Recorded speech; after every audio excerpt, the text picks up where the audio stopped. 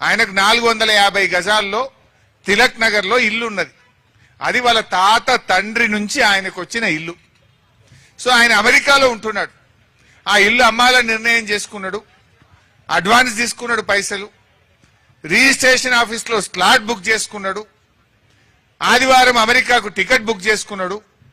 శనివారం ఏమో 15 ఆగస్టు సెలవు. శుక్రవారం నాడు స్లాట్ బుక్ చేసుకొని సబ్ రిజిస్ట్రేషన్ ఆఫీస్కు పోయిండు. డాక్యుమెంట్లు కాగితాలు తీసుకున్నాడు. కొనటాయన అమ్మటాయన ఇద్దరు కలిసిపోయింది. స్లాట్ బుక్ అయింది, అంత ఎక్కించిండ్రు. ఇక లాస్ట్ సంతకం పెట్టేయాలకు వరకు నీది ప్రాహిబిషన్ లో ఉంది, నీ ఇల్లు నిషేధిత జాబితాలో ఉంది, రిజిస్ట్రేషన్ కాదు పో అన్నాడు. ఏడికి పోవాలి ఇప్పుడు? ఆయన అమెరికా టికెట్ క్యాన్సిల్ చేసుకోవాలనా, ఇక్కడ ఉండాలనా, తిరగాలనా, ఏం కావాలన్నా నేను టికెట్ క్యాన్సిల్ చేసుకుంటేనేమో సగం పైసలు పోయినాయి. అక్కడనేమో నా ఉద్యోగము, నేను పోకపోతే నా జీతం కట్ అవుతుంది. ఇక్కడ ఉంటే ఇది ఎన్ని రోజుల్లో నిషేధిత జాబితాలో పోతుందో తెలియదు. సబ్ రిజిస్ట్రార్ని అడిగితే ఏమంటుండట, మాకు తెలియదు, గవర్నమెంట్ పెట్టింది, గవర్నమెంట్ని అడుగుపో అంటున్నట.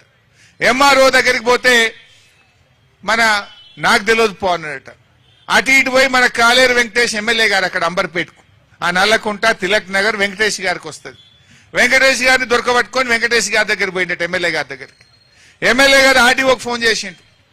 చేస్తే మాకు తెలియదు సార్, గవర్నమెంట్ పెట్టమంటే పెట్టినాం. గవర్నమెంట్ అంటే ఎవరు? పొంగులేటి శ్రీనివాసరెడ్డి. ఇప్పుడు పొంగులేటి శ్రీనివాసరెడ్డి ఏమంటుండ అమాయకంగా, అధికారులు తప్పు చేసినారు సారీ అంటున్నాడు. ఇప్పుడు దొంగతనం చేసిన దొంగ నేను దొంగతనం చేసిన సారీ అంటే మాఫ్ అయిపోతుందా? తప్పుకు శిక్ష పడాలా వద్దా? తప్పు చేసిన వాడికి శిక్ష పడాలా వద్దా? ఇలా నువ్వు చేసిన తప్పుకు ఒకరు కాదు, ఇద్దరు కాదు, లక్షల మంది ఆగమైపోయింది. ఇందాక మా అన్న చెప్పిండు, శ్రావణ్ గారు, అశోక్, ఆయన బిగ్ టీవీలో చీఫ్ ఎడిటర్. ఆయన భార్య బంగారం కుదబెట్టి 9% మిత్తికి తెచ్చి